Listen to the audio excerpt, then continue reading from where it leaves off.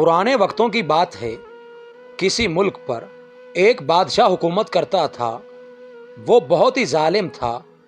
उसके जुल्म की वजह से उसकी रियाया उससे तंग थी। बादशाह का एक बेटा और एक बेटी थी।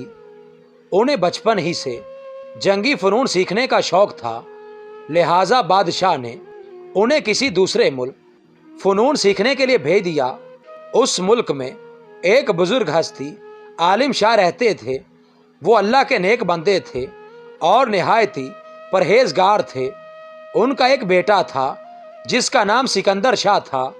वो नहायत ज़हीन और समझदार था। आलिम शाह ने जब उसकी जहानत देखी तो वो समझ गए कि उनका बेटा बड़ा होकर ज़रूर कोई कारनामा सर अंजाम देगा और नाम कमाएगा।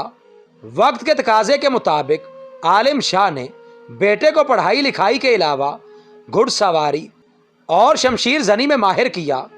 कुछ अरसा बाद जब बादशाह का बेटा और बेटी वापस आए तो वो जंगी फ़नून के माहिर हो चुके थे, लेकिन शहजादा खास तौर पर शमशीर जनी का और शहजादी घुड़सवारी की माहिर हो चुकी थी।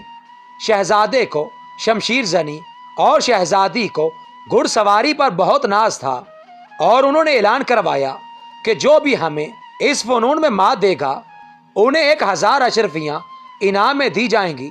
सिकंदर शाह को चूँकि आलिम शाह ने इन फ़नून में पहले से महारत अता कर दी थी, लिहाजा उसने उनके चैलेंज को कबूल कर लिया। इस तरह इस मुकाबले के लिए एक दिन मुकर्रर कर दिया गया।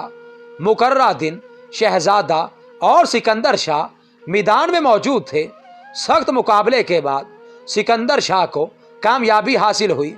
इस पर शहजादा और बादशाह दोनों गजबनाक हुए, क्योंकि उनके इल्म में यह बात नहीं थी कि सिकंदर शाह इतना माहिर हो सकता है।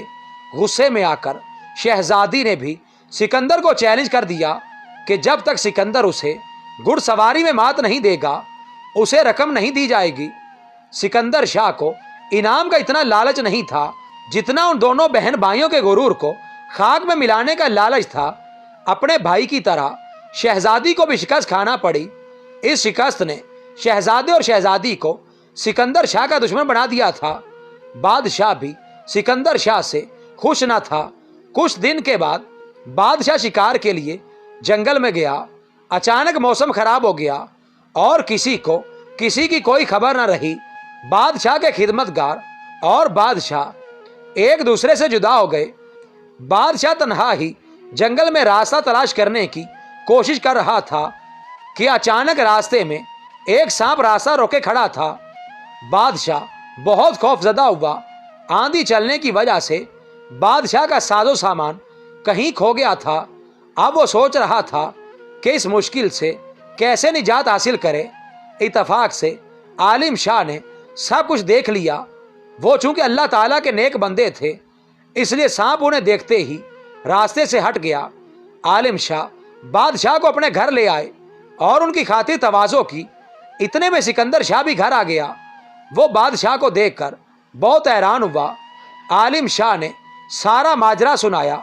सिकंदर शाह बहुत खुश हुआ और बोला, चलो इसी बहाने में बादशाह की खिदमत करने का मौका मिला। उनका अखलाक देखकर बादशाह बहुत मुतासिर हुआ और अपने दिल से उनके लिए नफरत मिटा दी।